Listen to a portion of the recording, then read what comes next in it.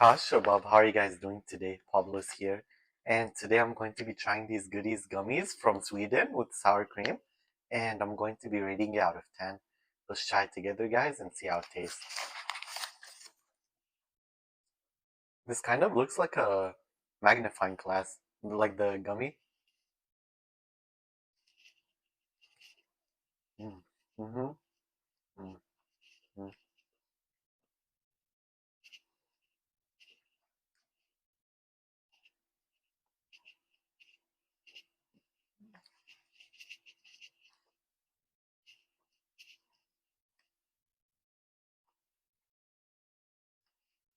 They're very hard to chew on,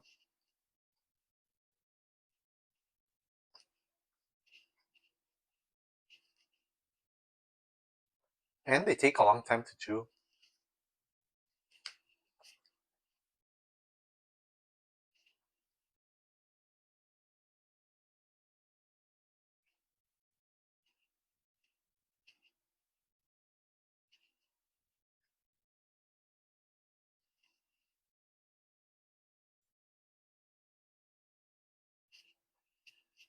I give these goodies gummies from Sweden with sour cream